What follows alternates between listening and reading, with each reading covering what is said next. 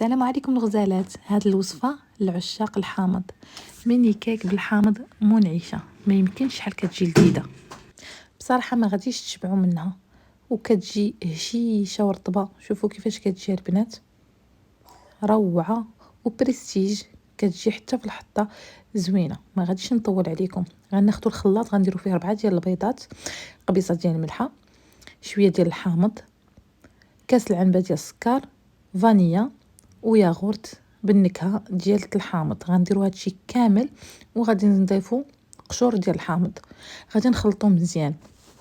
اهم حاجه في هذا الكيك البيض خاصو يطرب مزيان. من بعد كناخذ نفس الكاس اللي عبرت به السكر، كنعبر به الزيت وكنبقى نضيفو بشويه بشويه حتى كنحصل على هذا القوام هذا.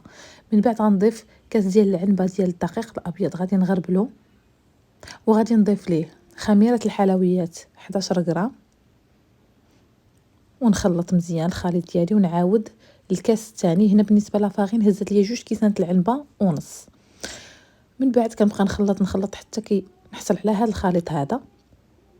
وغادي ناخذ المول ديالي، غادي ندير فيه الكيك ونضربها واحد شويه وندخلها على 180 درجه من الفوق ومن التحت حتى تحمر لينا كيف ما كتشوفوا.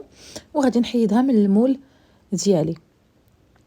من بعد غادي ناخذ نص لتر ديال الحليب، غنضيف ليه 40 غرام ديال السكر، 2 معالق ديال المايزينا، وياغورت بالنكهه ديال الحامض، شويه ديال عصير الحامض، ونخلط كلشي ونديرو على نار مهيله حتى يعقد ليا، ونضيفوه في نفس المول اللي درت فيه الكيك. من بعد غادي نقلب الوجه اللي كان الفوق محمر، غنقلبو هو اللي يكون الوجه التحتاني، وغادي نبقى ندير بنفس الطريقه حتى نساليه كامل، نضغط عليه مزيان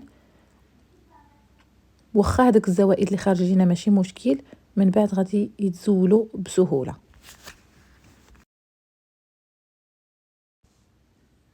مني نسالي الكيك ديالي غادي نجيب السلوفه نغطيها ونخليها تقريبا نص ساعه. هنا خليتها، من بعد حيدت هاد الزوائد راهم كيتحيدوا بسهوله. وغادي نحيد الكيك ديالي وكنحصل على هاد النتيجه هذه اللي كتجي روعه البنات وهمويه. من بعد التزيين كيبقى ليكم، كنزينت بشويه ديال الحامض. اهم حاجه ما تنساوش لايك لا